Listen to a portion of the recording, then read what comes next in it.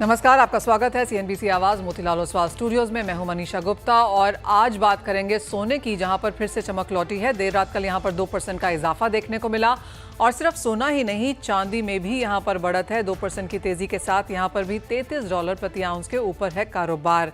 साथ ही बात करेंगे कच्चे तेल की, जहां पर गर्माहट बढ़ी है। कल 1% की बढ़त के बाद आज एशियन मार्केट्स में कच्चे तेल में फिर से 1.5% की तेजी के साथ कारोबार है। रशिया यूक्रेन में सीज फायर की कोई बातचीत नहीं है। इजरायल ने ईरान पर हमला करने की बात की है। तो इन सभी कॉन्वर्सेशंस का प्रीमियम हमने कच्चे तेल में आता हुआ देखा है। इन सब पर आज बात करने के लिए हमारे साथ जुड़े हैं HDFC सिक्योरिटीज के Anuj Gupta, unique chains and jewellery के डायरेक्टर संयम मेहरा और भारत पशुपालन बाजार की चुनौतियों पर बात करने के लिए हमारे साथ होंगे टेक्निकल एनालिस्ट यहाँ पर मिस्टर गुलाटी, अजय गुलाटी। सबसे पहले यहाँ पर बात सोने की करेंगे, लेकिन अनुज, कैसे देखते हैं आप प्राइसेस? बिकॉज अच्छी खासी तेजी, $3300 आउंस के आसपास फिर से कारोबार। Good morning. देखिए, हमने लास्ट वीक में गिरावट आती हुई देखी थी, करीबन ऑलमोस्ट $3120 तक के लेवल आए थे, बट वहां से एक रिकवरी आती हुई दिखाई दी, जिसमें सबसे पहले इंपॉर्टेंट पॉइंट था कि जो मोदी ने डाउनग्रेड किया उसकी वजह से हमने डॉलर में गिरावट देखी और एक गोल्ड के अंदर बाउंस पे एक सेफ हेवन अपील गोल्ड में दोबारा से आती हुई दिखाई दी।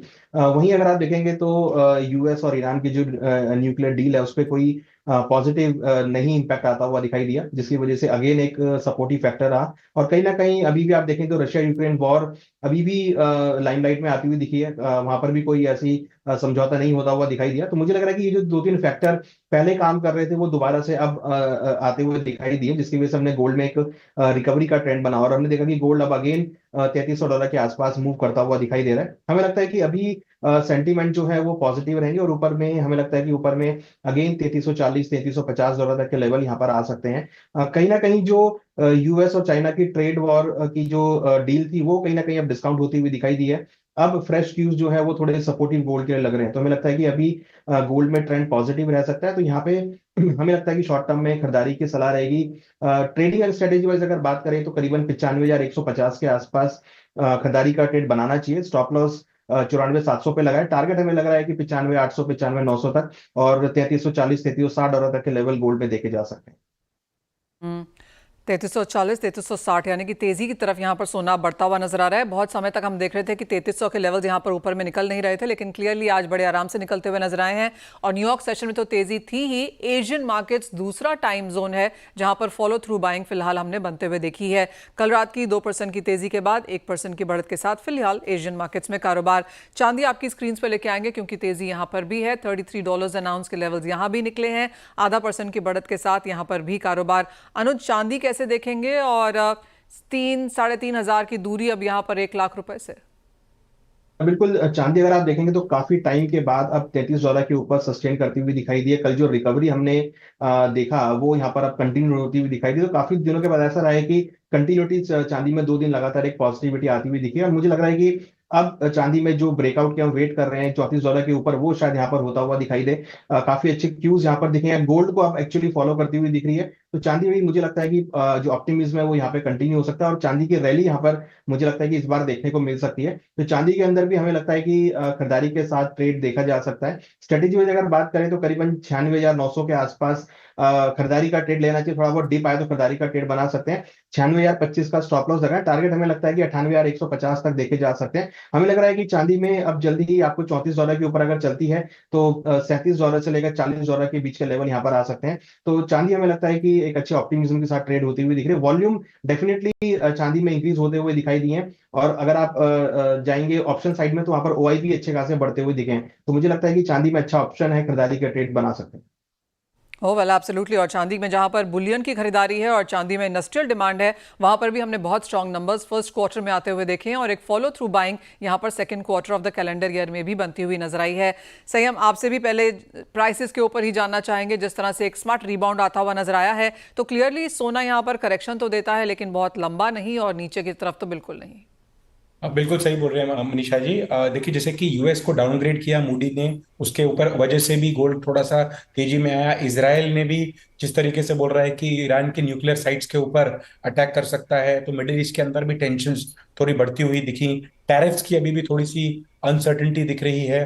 अब मुझे फिर भी लग रहा है कि गोल्ड अभी जैसे तेजी में आया है, 3303 $3304 के आसपास है, 95,600 के आसपास एमसीएक्स है।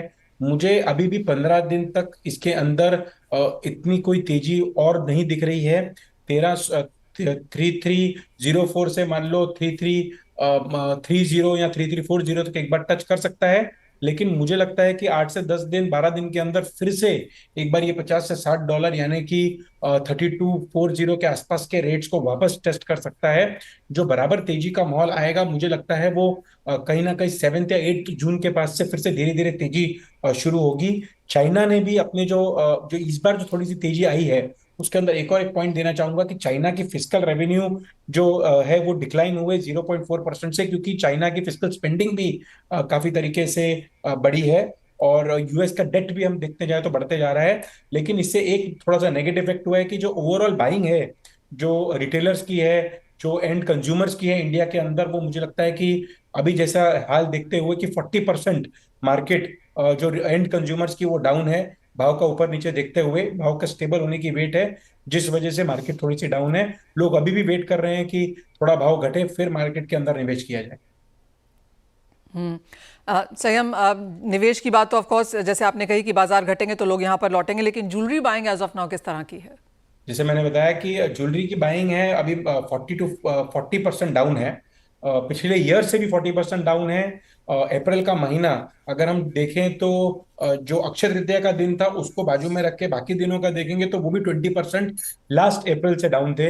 हालांकि इंपोर्ट की फिगर्स आप देखेंगे तो मोटा मोटी सेम थी, लेकिन जो एक्चुअल सेल्स जो एंड कंज्यूमर की on the retail side of the jewellery है, शोरूम्स के अंदर अभी भी लोग नहीं आ रहे हैं। तो मुझे लगता है कि ये चीज वापस जून का महीना भी थोड़ा सा लो रहेगा, जुलाई से वापस चालू होगी और वो दिवाली तक चलेगी। लेकिन मई और जून के अंदर भी अभी भी मुझे लगता है ये भाव के अंदर कस्टमर्स अभी भी स्टोर्स के अंदर नहीं आ रहे हैं।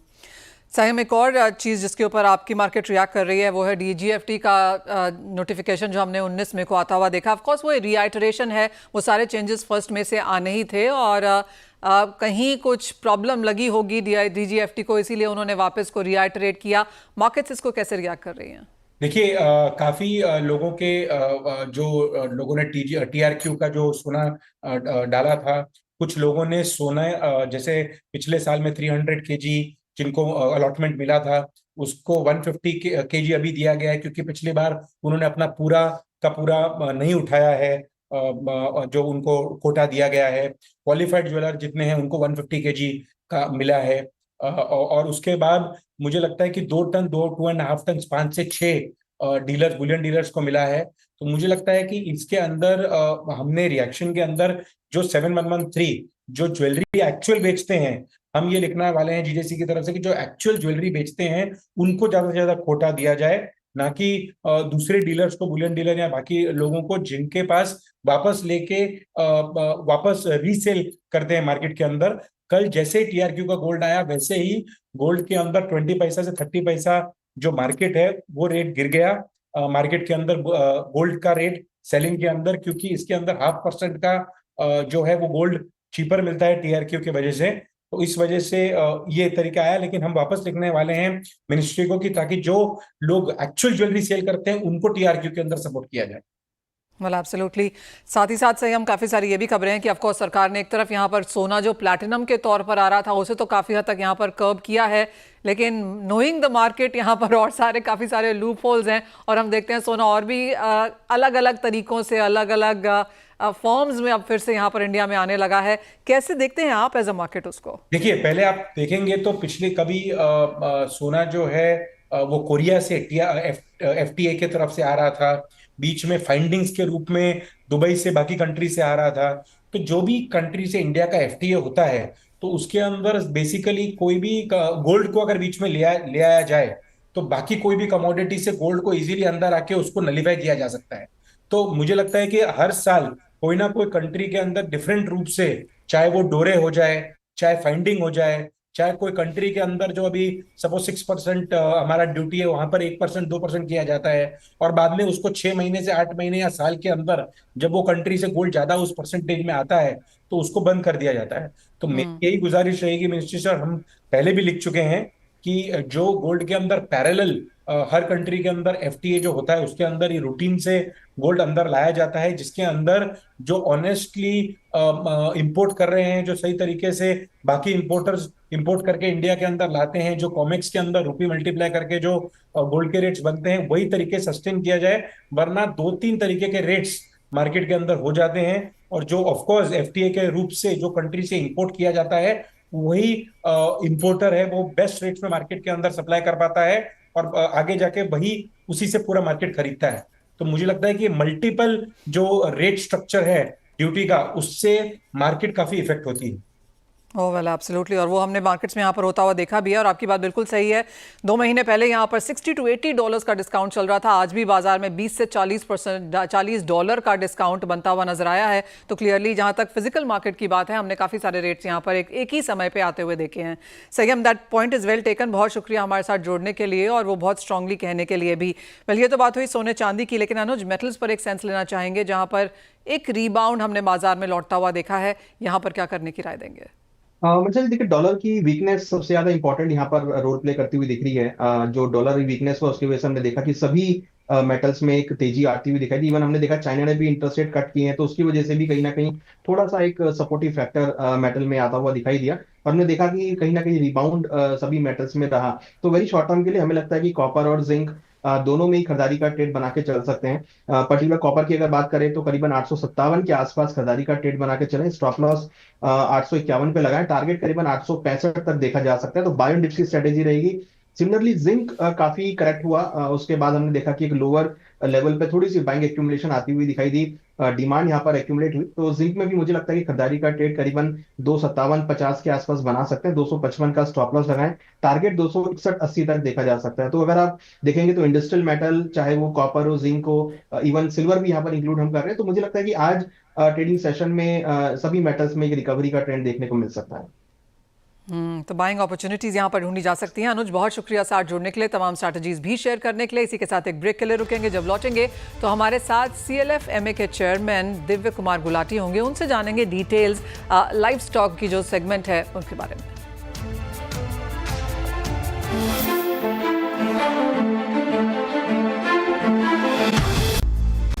हमारे साथ अब CLF-MA के चेयरमैन दिव्य कुमार गुलाटी जी हैं। मिस्टर गुलाटी, बहुत शुक्रिया साथ देने के लिए।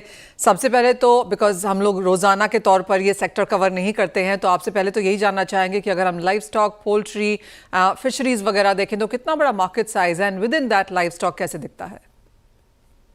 जो पूरा लाइव स्टॉक सेक्टर है वो अराउंड 17 लाख करोड़ का मार्केट है इंडिया। इसमें से पोल्ट्री अकेले ही 2,20,000 या 2.5 लाख करोड़ का market. It's a fairly large market.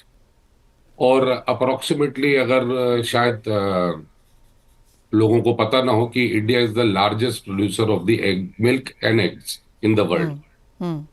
Around 2.5 lakh million litre, 2,50,000 million litre हम दूध प्रोड्यूस करते हैं इंडिया। 140 बिलियन एग्स हम प्रोड्यूस करते हैं एग्स इंडिया में। इट्स ऑलमोस्ट 1 एग पर पर्सन इंडिया की पॉपुलेशन में है।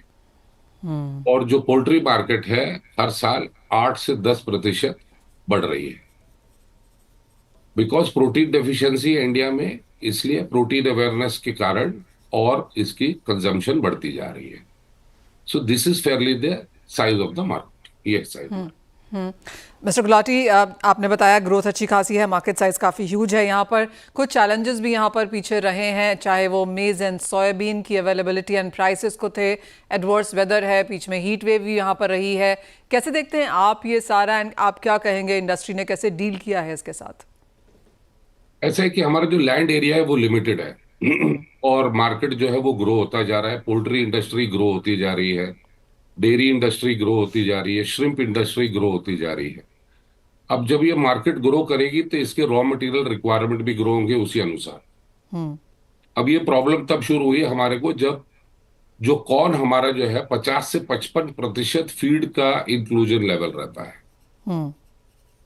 अब क्योंकि गवर्नमेंट ने एक मुहिम निकाली है इथेनॉल की, जो अब 20% डालते हैं हम फ्यूल में, उसके लिए कॉर्न को डाइवर्ट किया गया है। जब कॉर्न को वहां डाइवर्ट किया गया तो ऑटोमेटिकली शॉर्टेज जो है वो हमारे पोल्ट्री सेक्टर में आई, बिकॉज मेजर कंज्यूमर जो कॉर्न का है वो पोल्ट्री सेक्टर है। Around 40 to 40 million metric ton जो है पोल्ट्री फीड जो है हिंदुस्तान में बनती है, जिसमें से 22 से 23 मिलियन मेट्रिक टन कॉर्न की रिक्वायरमेंट होती है। जो टोटल इंडिया का जो प्रोडक्शन है कॉर्न का, वो अप्रोक्सीमेटली 35 से 36 मिलियन मेट्रिक टन है जी। तो अगर आप देखें तो मोर देन 50% जो कॉर्न का जो कंजम्पशन है वो सिर्फ पोल्ट्री सेक्टर ही लेती है।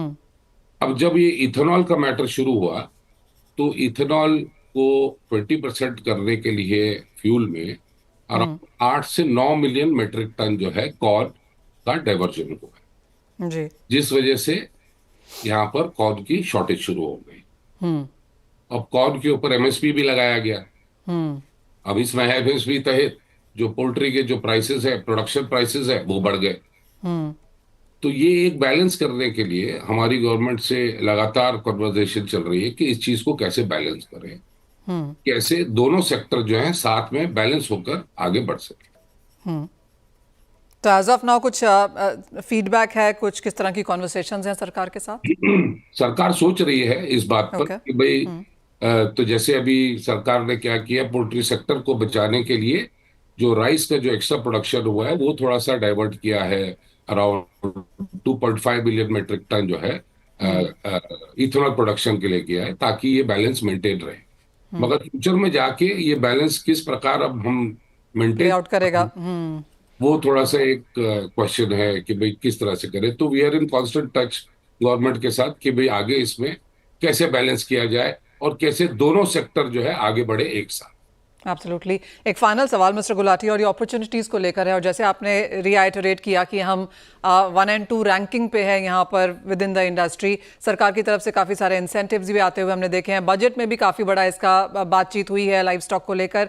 यहाँ से अगर हम अगले 2-3 सालों की बात करें, और जैसे आपने मुझे बताया कि 8 से 10% की दर पे लगातार ग्रोथ हो रही है, आप वही बनता हुआ यहाँ पर देखते हैं, और क्या अपॉर्चुनिटीज़ यहाँ पर क्रिएट की जा सकती हैं? जो ग्रोथ है वो तो मेंटेन ही रहेगी, क्योंकि Okay. जैसे जैसे प्रोटीन अवेयरनेस के बारे में लोगों को पता चलेगा वैसे वैसे कंजम्पशन बढ़ती रहेगी। तो ये तो एक बात हुई प्रोटीन अवेयरनेस की। दूसरी बात है कि हमारे लिए एक बहुत बड़ा अपॉर्चुनिटी है एक्सपोर्ट्स का भी, मगर उसमें सिर्फ एक चुनौती है कि अगर हमारे raw material prices world level के रॉ मटेरियल प्राइसेस पर रहेंगे तो हिंदुस्तान को अपने पोल्ट्री सेक्टर के प्रोडक्ट्स या डेयरी सेक्टर के प्रोडक्ट्स एक्सपोर्ट करने में कोई रोक नहीं पाएगा, क्योंकि गल्फ बहुत बड़ा मार्केट है हमारे लिए। CIS कंट्रीज हमारे लिए बहुत बड़ा मार्केट है। आज जो एक्सपोर्ट हो रहा है वो मेजरली एक्सपोर्ट हो रहा है ब्राजील से, अर्जेंटीना से, क्योंकि उनके सोयाबीन मिल प्राइसेस के और कॉर्न प्राइसेस जो है वो हमारे कॉम्पिटिटिव है। कॉम्पिटिटिव है। अगर हमें यही रॉ मटेरियल वर्ल्ड लेवल के प्राइसेस पर मिले तो आई डोंट थिंक सो को इंडिया को कोई रोक सकेगा एक्सपोर्ट करने के लिए। Will be equally competitive in the market, and इसलिए जो मार्केट है ये ग्रो ही होनी है। And government is extremely conscious about this, and we are in constant touch कि भाई आगे इस चीज को एक्सपोर्ट के लिए भी हम कैसे शुरुआत करें to get the prices at the world levels. Fair point that. Mister Gulati, बहुत शुक्रिया हमारे लिए आज CNBC आवाज़ पर समय निकालने के लिए, और बहुत डिटेल में वो सेक्टर समझाने के लिए भी। माफ़ कीजिए, आपसे लगातार फिर आगे भी बात होगी। आज के लिए बहुत बहुत शुक्रिया। वेल, हम शो समाप्त करें उससे पहले आपको बता दें कि सोना जमकर चमक रहा है। इस साल ये कमोडिटी सबसे शानदार परफॉर्मिंग एसेट क्लास बनकर उभरी है। तो तैयार हो जाइए, क्योंकि हम आपके लिए लेकर आए हैं एक धमाकेदार लाइव वेबिनार गोल्ड गुरुकुल। हमारे एक्सपर्ट्स आपको बताएंगे सोने में ट्रेडिंग और निवेश के गुर, वो भी रियल केस स्ट्रैटेजीज के साथ। और जी हाँ, आपके सारे सवालों के जवाब भी मिलेंगे, चाहे बात हो कितना सोना रखना है, गिफ्टिंग पर टैक्सेस, पोर्टफोलियो में सोने का हिस्सा, या फिर पुराने और नए ज्वेलरी पर GST के नियम। सोने से जुड़े हर सवाल का जवाब भी मिलेगा इस वेबिनार में। तो देर ना करें, अपनी स्क्रीन पर दिख रहे इस लिंक पर फटाफट रजिस्टर करें और बने गोल्ड गुरुकुल का हिस्सा 7 जून 2025 को।